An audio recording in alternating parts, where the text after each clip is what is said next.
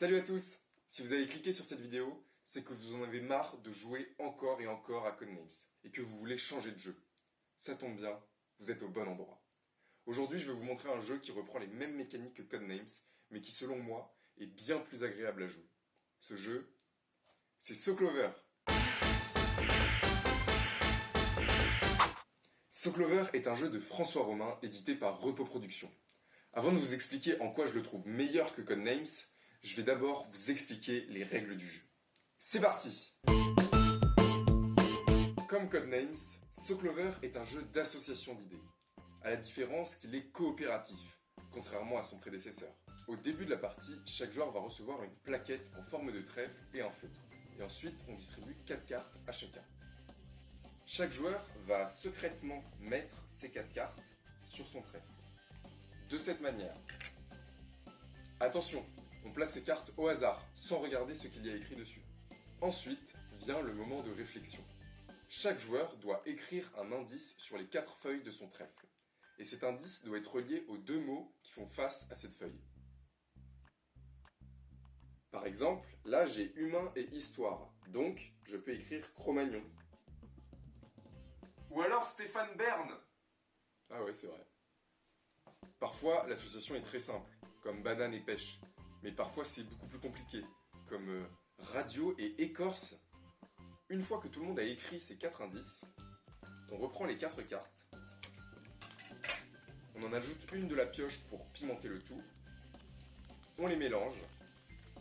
Et ensuite, on présente son trèfle aux autres pour qu'ils puissent le résoudre. Tour à tour, chaque joueur présente son trèfle et ses cartes aux autres joueurs et ils doivent, ensemble, retrouver la disposition initiale des cartes.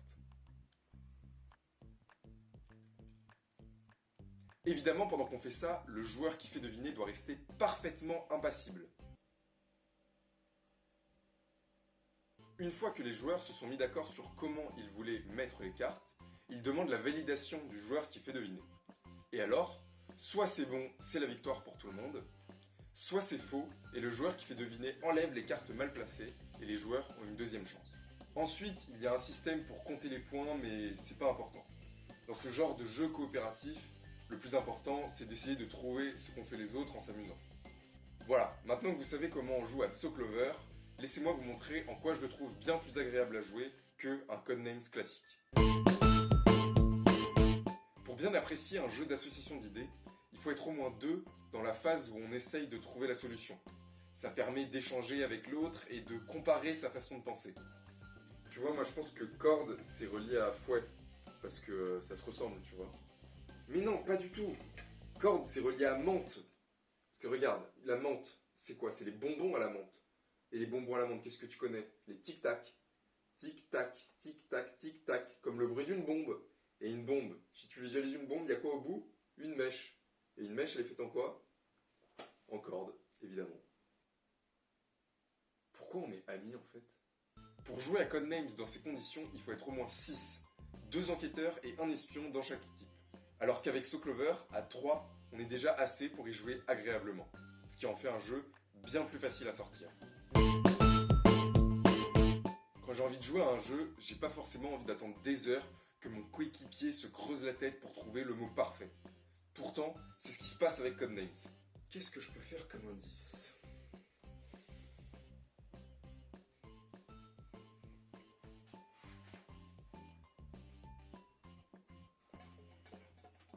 J'ai trouvé!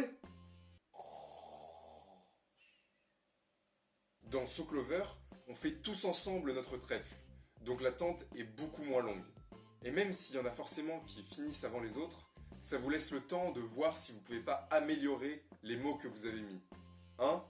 Parce que corde et menthe, c'était nul comme association. Bref, en plus d'un meilleur rythme, les parties de So Clover sont plus courtes et on peut les enchaîner plus rapidement. La réflexion dans les 2 jeux est un peu différente. Je pourrais pas vous dire laquelle est la meilleure, mais je peux vous dire ce qui change. Dans So Clover, sur chaque feuille de votre trèfle, vous avez 2 mots et vous devez absolument trouver un indice pour les relier. Vous avez vos 2 mots et vous pouvez pas changer. Contrairement à Codenames, où vous pouvez décider de plutôt faire deviner ces 2-là ensemble ou alors ces 3-là ensemble. Le fait que vous puissiez pas changer dans So Clover vous oblige à vous creuser la tête au maximum pour trouver un truc qui puisse relier deux mots qui peuvent paraître hyper éloignés. Parce que vous pouvez toujours trouver. Que ce soit en jouant sur les différents sens du mot, ou alors en faisant une référence à un film, ou même une anecdote avec vos amis, il y a toujours un moyen. Finalement, s'il y a bien un truc qui m'énerve dans Codenames, c'est quand les espions sont incapables de rester de marbre quand les enquêteurs discutent. J'hésite entre ananas et nuage. Ananas et nuage. Ananas, nuage.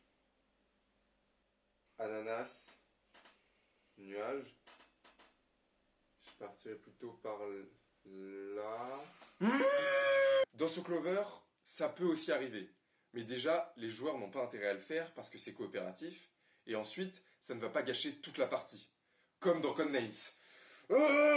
Bref, j'espère que cette vidéo vous a plu, que ça vous a donné envie de tester ce Clover et de jeter votre boîte de Codenames à la poubelle. Non, je rigole. Vous pouvez toujours l'utiliser pour caler une étagère. Allez, à la prochaine!